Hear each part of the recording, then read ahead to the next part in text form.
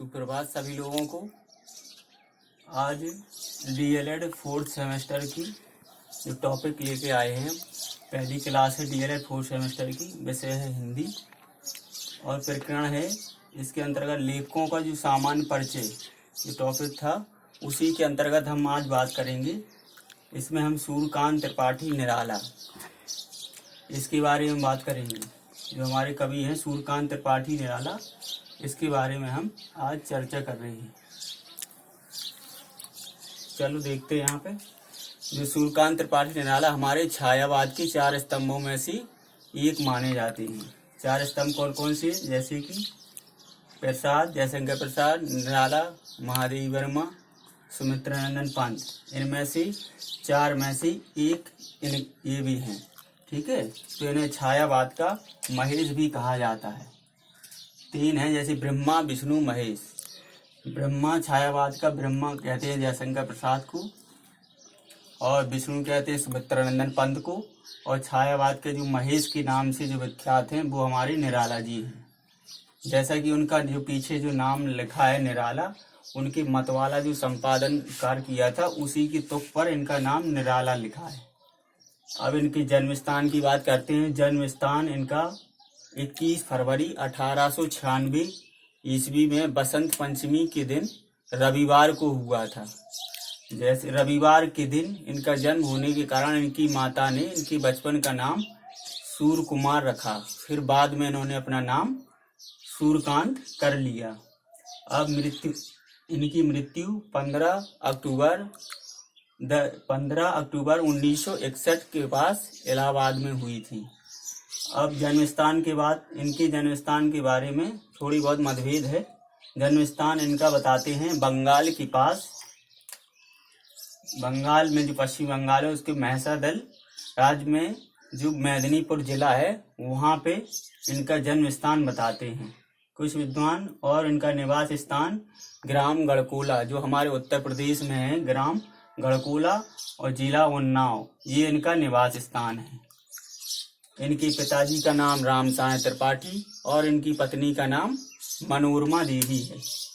और उनसे 2 संतानें हुई थी, एक बेटा और बेटी, जिसमें उनकी बेटी का नाम सरोज है। निराला का जीवन बड़ा ही कष्टमय एवं संघर्षमय बीता। बचपन से ही उन्हें दुखों का पहाड़ टूट पड़ा। 3 वर्ष की अल्पायु में ही इनकी माता का देहांत हो गया था, और इसके बाद कुछ समय के पश्चात इनके पिताजी का भी देहांत हो गया। तो निराला एकदम बिल्कुल अकेले पड़ गए थे, यहाँ तक कि वो बहुत बुरी तरह टूट चुके थे। लेकिन उनके जो मन में, दिमाग में जो चल रहा था वो कुछ और ही था। इसके बाद जब इनकी जो शिक्षा प्रारंभ हुई, शिक्षा इनकी राजकीय विद्यालय में हुई थी, वहीं पर उन्होंने शिक्षा ग्रहण की और इन्होंने बांग्ला भाषा में भी शिक्षा प्राप्त की। इनको खेलने का बहुत शौक था और घुड़सवारी भी अक्सर किया करते थे। अब कुछ समय के पश्चात एक महामारी, जिस प्रकार अभी जो महामारी चल रही है, उस समय में भी एक महामारी आई और उन महामारी ने उनको पूरा तहस नहस कर दिया।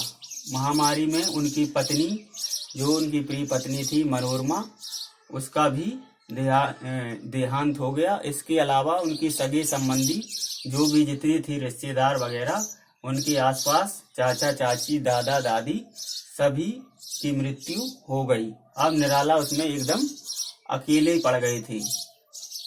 लेकिन उनकी जो निराला टूट चुके थे, लेकिन वो मन से नहीं टूटे, क्योंकि इनकी पंक्तियों से जो मिलता है हमें देखने को वो है। जैसे इसमें लिखा है, अभी ना होगा मेरा अंत, अभी अभी तो आया है मेरे जीवन में बसंत, होगी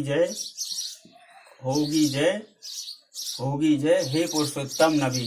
इनसे पता चलता है कि निराला तन से तो टूटे लेकिन मन से नहीं टूटे थे, अर्थात उनमें सृजनात्मकता की क्षमता अभी विद्यमान थी। तो निराला की जो प्रथम कृति है, मुक्त छंद में उन्होंने पहली रचना लिखी, उसका नाम है जूही की कली, जो 1916 में आई। इस जो कविता थी ये मुक्त छंद के बंधनों से मुक्त थी।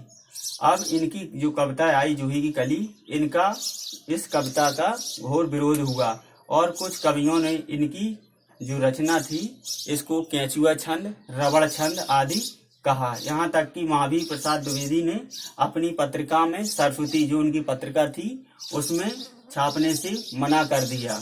इसके बाद 1921 में सुधा नामक पत्रिका में इनकी जो कविता थी वो प्रकाशित हुई। इस कविता का जो विषय था वो मनुष्य की जो काम वासनाओं की जो अभिव्यक्ति की है। निराला जी ने मनुष्य की जो काम वासना होती है उसकी अभिव्यक्ति से जूही की कली में की है। अब बात करते हैं और भी रचनाएं हैं उनकी, जैसे अनामिका, पहला भाग उनका 1923 में, दूसरा 1938 में। इनमें संग्रह है जैसे नए पत्ती, ये व्यंग प्रधान कविताओं का संग्रह है। इसमें जो व्यंग जो लिखी इन्होंने कविताओं की वो इसमें लिखी।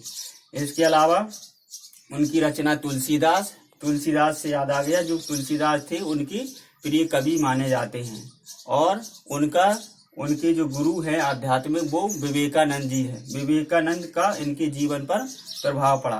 तुलसीदास उनकी प्रिय कवि। तो तुलसीदास पर उन्होंने रचना लिखी। तुलसीदास जो रचना है उन्होंने बताया, उसमें दिखाया गया है कि तुलसीदास जी कैसे अपनी पत्नी के पास, रत्नावली के पास जाते हैं, तो उसमें इसका वर्णन किया गया है। इसके अलावा एक लंबी कविता है जो राम की शक्ति पूजा, जो तुलसीदास की निराला जी की जो एक लंबी कविता है 1936 में आई। इन्होंने इसमें बताया कि अधर्म की कैसी धर्म की अधर्म पर विजय, असत्य की सत्य की असत्य पर, और अन्याय की अन्याय पर विजय, इसमें राम की शक्ति पूजा में बताया है।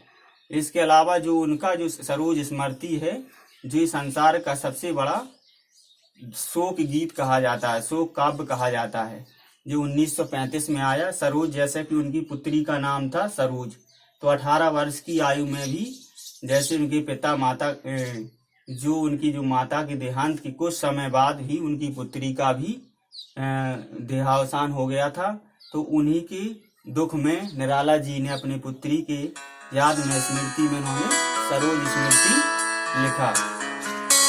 उसके अलावा जो दूसरी कविता है वो उन्होंने लिखी 1948 में, कुकुरमुत्ता में ये बताया गया है कि सर्वहारा वर्ग और पूंजीपति दो वर्ग दिखाए गए हैं। पूंजीपतियों का इसमें विरोध किया गया है, धनवानों का विरोध किया गया है, और इसमें प्रगतिवाद के स्वर मिलते हैं।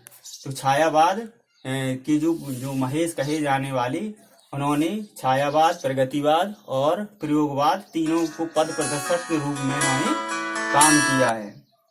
इसके अलावा उनका जो परमल जो संग्रह है कविताओं का, इसमें बादल राग, भिक्षुक, विधवा आदि इनका जो संग्रह है इसी में संकलित है। परमल की भूमिका में ये लिखते हैं कि मनुष्य कर्मों, इसमें लिखते हैं, क्या लिखते हैं कि मनुष्यों की मुक्ति की तरह कविता की भी मुक्ति होती है। मनुष्य की मुक्ति कर्म के बंधनों से छुटकारा पाना है, और जबकि कविता की मुक्ति छंद के बंधनों से छुटकारा पाना है। इसके अलावा इन्होंने जो कहानी लिखी, लिली, सखी, सुकुल की बीबी, चतुरी चमारे, इनकी कहानी संग्रह हो गए। उपन्यास, अपरा, अलका, निरूपमा, ये उपन्यास हो गए इनके। इन्होंने मतवाला और समन्वय जैसी जो पत्र थे, व्यंग प्रधान जो पत्र उस समय थे, इनका संपादन भी किया। उनके मतवाला के पृष्ठ पर ये लिखा था, अमी गरल शशि सीकर, राग विराग भरा प्याला, पीते हैं जो साधक उनका प्यारा मतवाला। तो इनके जो पृष्ठ पर इन्होंने जो मतवाला शीर्षक से जो रंगरूटों की फौज, चलती चक्की, ये इसमें जो शीर्षक से उन्होंने व्यंग प्रधान कविताएं और एवं लेख भी इसमें लिखे हैं। इसके अलावा जो हमने बताया कि जो इनकी भाषा शैली है, भाषा शैली कैसी थी, शुद्ध बंगला भाषा का इनका ज्ञान था। उनकी जो यहाँ लिखा था हमने, मनोरमा जो देवी थी, उनके कारण उन्होंने हिंदी सीखी। वैसे ये बंगला भाषा में अच्छा ज्ञान रखती थी। मनोरमा देवी के कारण इनकी हिंदी कुछ अच्छी हो गई थी, तो इन्होंने शुद्ध खड़ी बोली में अपनी कविताएं लिखी। इसके अलावा इनकी जो शैली थी, लाक्षणिक शैली और संगीतात्मक, सरल और सुबोध नृत्य, इनके बारे में। और अब इनको जैसे जयशंकर प्रसाद ने इन्हें निराला जी को ईश्वर की देन कहा है। तो निराला जी एकदम कबीर की तरह अवगढ़दानी थे। इन्हें ओज एवं ओदात का कवि भी कहा जाता था।